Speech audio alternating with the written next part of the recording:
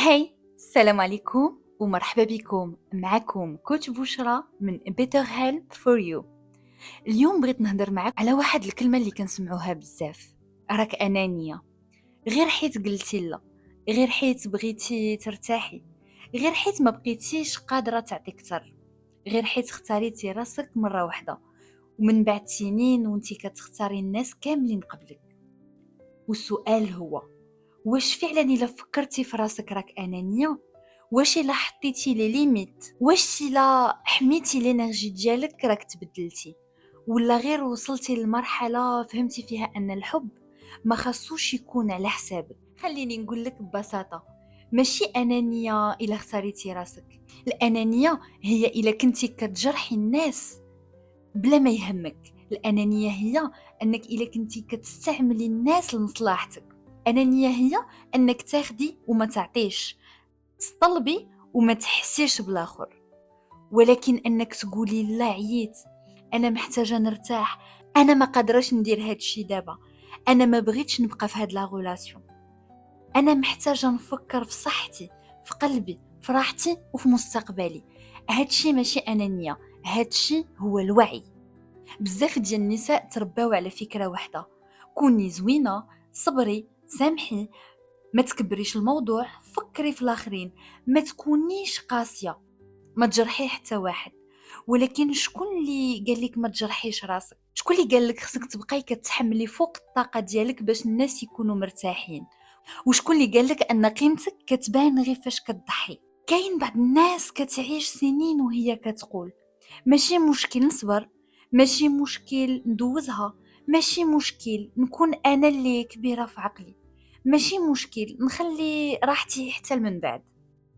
حتى كيوصل واحد النهار كتلقى راسك فارغ، استنزفتي من الطاقه ديالك، ما بقاش عندك هذيك لا باسيونس، ما بقاتش عندك هذيك لينيرجي، ما بقاتش كتفرحك اي حاجه، ما بقيتيش كتفرح فحال قبل. كتولي كتعصب دغيا، كتغوت، كتبكي بلا حتى شي سبب باين، وكتقول علاش تبدلت. ولكن في الحقيقه ان هادشي ما جاش ما بين ليله وضحاها، غير هو انه عيتي من انك تنساي راسك. المشكل ماشي في العطاء، بالعكس، العطاء زوين، الحب زوين، المساندة زوينة، ولكن ملي كيولي العطاء ديالك كيمحيك، هنا خاصك توقف. حيت كاين فرق كبير بين انك تعطي من الحب وبين انك تعطي من الخوف.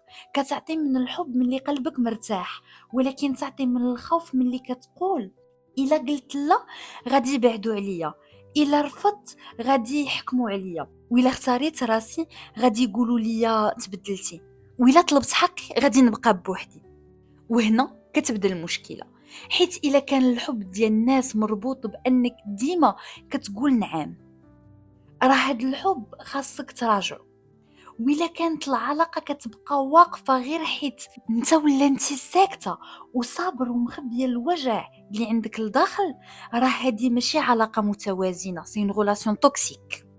ماشي كل واحد غاضب منك ومعصب عليك حيت حطيتي لي ليميت ديالك راه عنده حقه.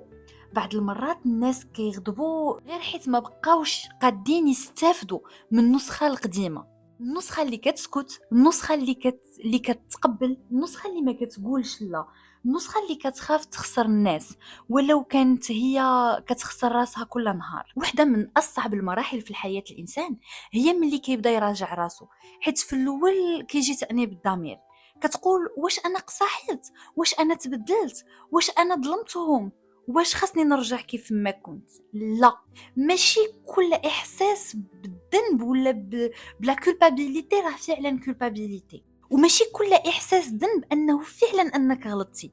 بعض المرات احساس ديال الذنب كيجي غير دليل انك بديتي كدير شي حاجات جداد انت ما متعودش عليهم.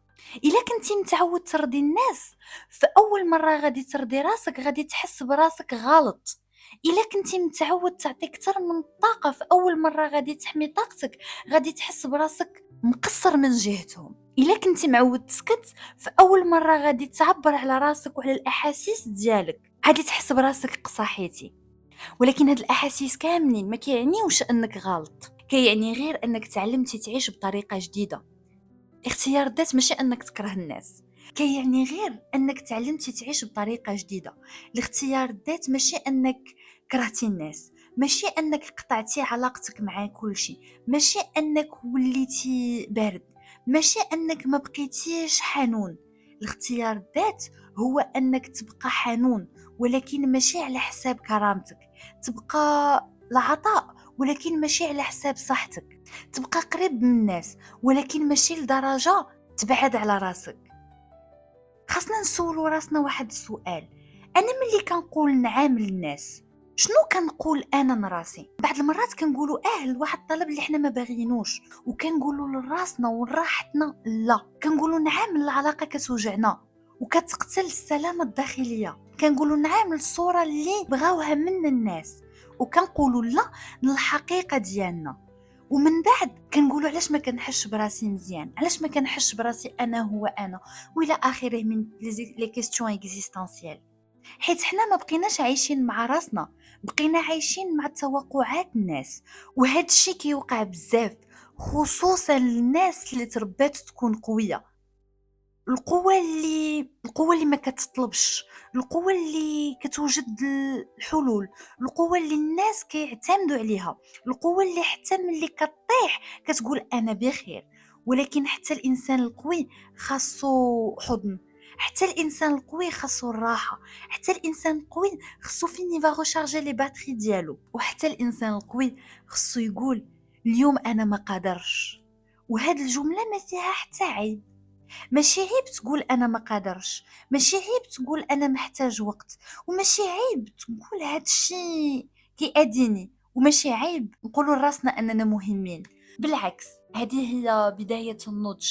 النضج هو ملي ما كنبقاو كنستناو حتى واحد يعطينا لا بيرميسيون باش نرتاحوا. ما بقيناش كنستناو شي واحد يفهم الوجع اللي لداخل ديالنا باش نعترفوا به، وما بقاش كتسنى شي واحد يقول لنا عندك الحق باش نحسوا بلا فاليداسيون. حنا محتاجين نرجعوا نصدقوا الاحساس الداخلي ديالنا. الا شي حاجه كتضرنا فهي كتوجعنا، وإلا شي علاقه كانت توكسيك فهي راه توكسيك، وإلا شي وضع ما بقاش مناسبنا راه ما بقاش مناسب لينا. ما محتاجينش نشرحوا الوجع ديالنا بألف مره باش يكون حقيقي، ولكن هنا خاصنا نكونوا واضحين. الاختيار الذات ماشي التبرير باش نرجعوا للناس، ماشي نقولوا احنا هكا ونبقاو نتصرفوا بلا مسؤوليه، ماشي نخليو الناس بلا احترام ونسميوها في السيلف لاف. نو ابدا. الاختيار الذات الصحي فيه الاحترام، كنقولوا لا ولكن باحترام، كنبعدوا ولكن بلا انتقام، كنعبروا على الاحاسيس ديالنا ولكن بلا اهانه، كنختاروا راسنا ولكن ما كنستعملوش هذا الاختيار باش نحتقروا الاخر. الفرق واضح.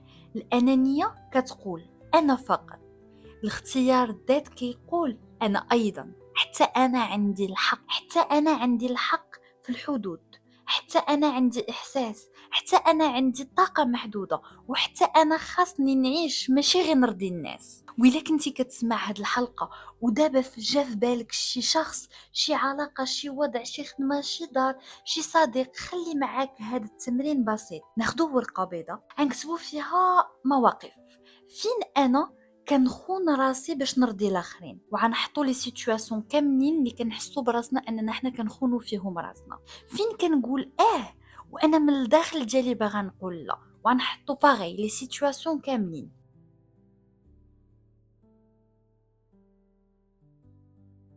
وشنو هما لي ليميت ديالتي؟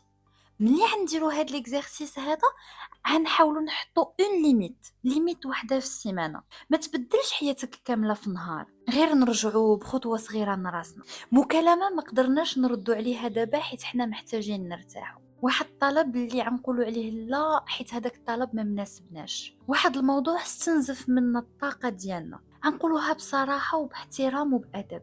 هادشي ما مريحنيش، هادشي ما مساعدنيش، وشي وقت في النهار تخليه ليك بلا تأنيب الضمير.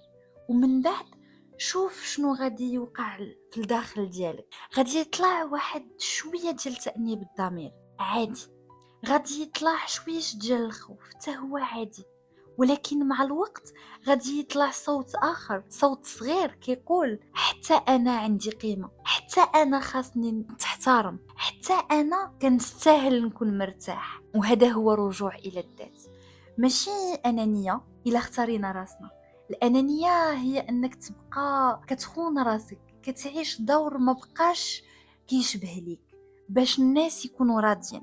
نحبوا الناس ولكن ما ننساوش راسنا، نعاونوا الناس ولكن ما نفرطوش في راسنا، نكونوا حنان ولكن ما نتخلاوش على الحنان ديالنا مع راسنا. حيت في الاخر العلاقه اللي كتطلب منك تخسر راسك باش تربحها ماشي علاقه امنه. انا كوتش بشرى من ابيتر هيلب فور يو. كنآمن ان الرجوع الذات ماشي رفاهيه، هو بداية الشفاء الداخلي، بداية ديال الثقة، بداية ديال حياة فيها انت، فيها حياة فيها انت موجود، ماشي غير كتأدي دور. كنشكركم بزاف حيت وصلتيو معايا حتى لهنا. ما تنساوش ديروا سبسكرايب للقناه، تابوناو عندي في انستغرام وتخليو ليا كومونتير. كنشكركم جزيلا على السبور ديالكم، راه حنا دابا اكثر من 7500 واحد اللي كيشوف لي فيديو ديالي، وكنتمنى انني كان عندي واحد لامباكت عليكم. كنشكركم مره اخرى ونتلاقاو في الحلقه الجايه. وقبل ما نمشي عندي اخر جمله غنقولها لكم، ماشي أنانية إلا اختارينا راسنا، الأنانية هي نبقاو بعاد على راسنا باش نبانو قراب من الناس. نتلاقاو في الحلقة الجاية. See you guys.